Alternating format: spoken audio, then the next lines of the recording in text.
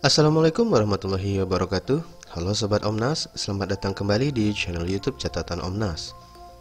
Pada video kali ini kita akan membahas materi perkuliahan Analisis dan Perancangan Sistem Informasi Pertemuan 2 Bagian 3. Adapun pokok bahasan kita kali ini adalah sebagai berikut.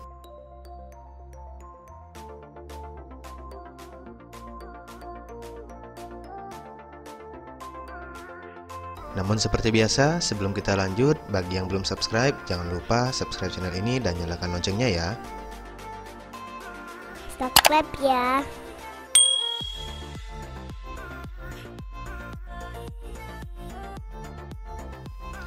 Pada bahasan kali ini, kita akan sama-sama belajar bagaimana caranya menganalisis perancangan output pada suatu sistem informasi. Bahasan kali ini tentu saja merupakan lanjutan dari video sebelumnya yang sudah kita bahas bersama. Karena itu, sama seperti pada video sebelumnya, agar kita dapat melakukan analisis perancangan output pada sistem informasi perpustakaan ini, maka kita harus mengetahui prosedur-prosedur apa saja yang terdapat pada sistem ini. Untuk itu, marilah sama-sama kita simak kembali prosedur-prosedur yang terdapat pada sistem informasi perpustakaan yang akan kita analisis perancangan outputnya.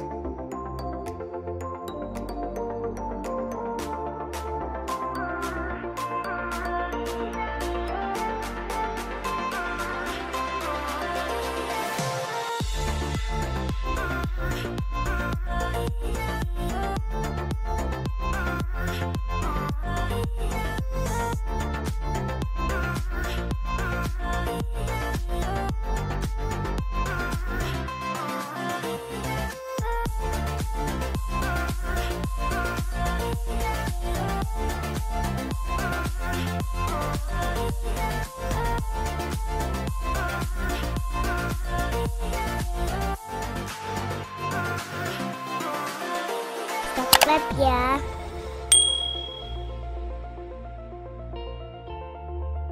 Seperti yang sudah disampaikan sebelumnya, bahwa sistem informasi yang kita bahas kali ini merupakan sistem informasi yang sama yang kita bahas pada video sebelumnya.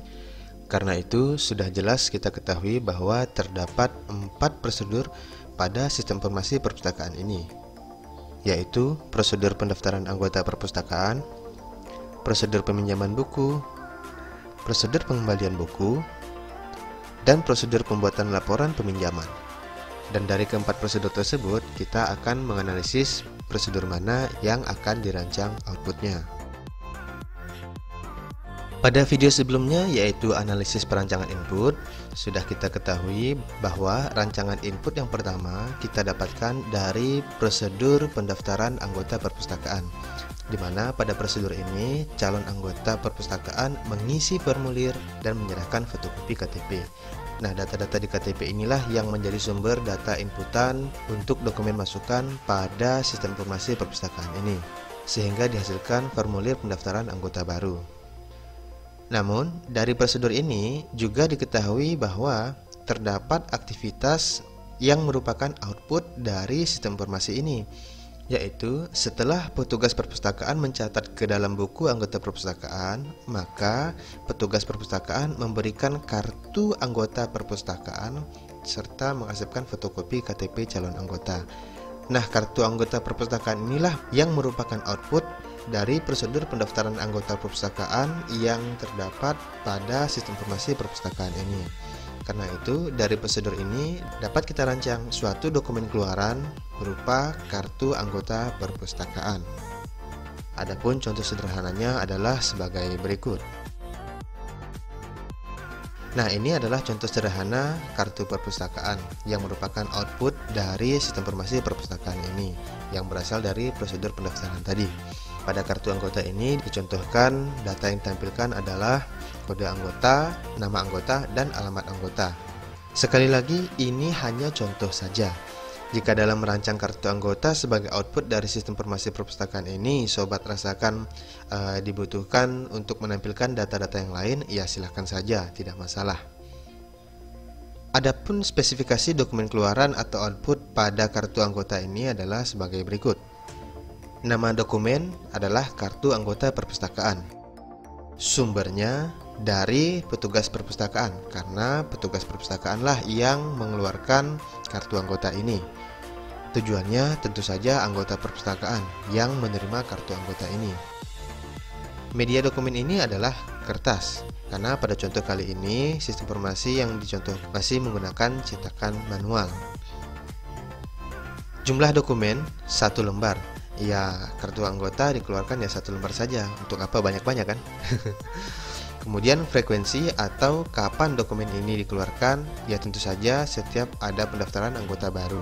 Jika tidak ada pendaftaran anggota baru, biasanya kartu anggota memang tidak dikeluarkan, kecuali ada kondisi-kondisi tertentu, misalnya kartu anggota hilang, dilakukan pencetakan ulang, tapi tentu saja aktivitas ini nanti berada di prosedur yang lain. Baik, kita lanjutkan ke analisis perancangan output yang berikutnya. Subscribe ya.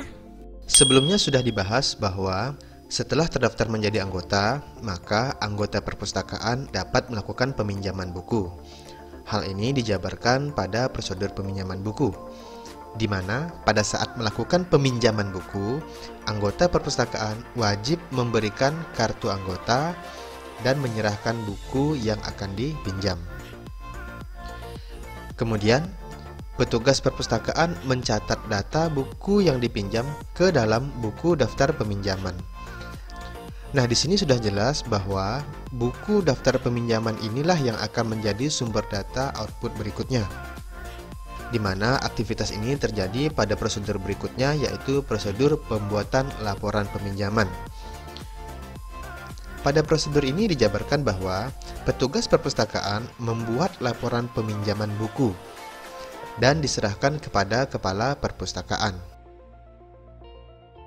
Karena memang sudah tugasnya, maka petugas perpustakaan wajib membuat laporan peminjaman buku ini dan melaporkannya kepada kepala perpustakaan, biasanya 1 kali dalam 1 bulan.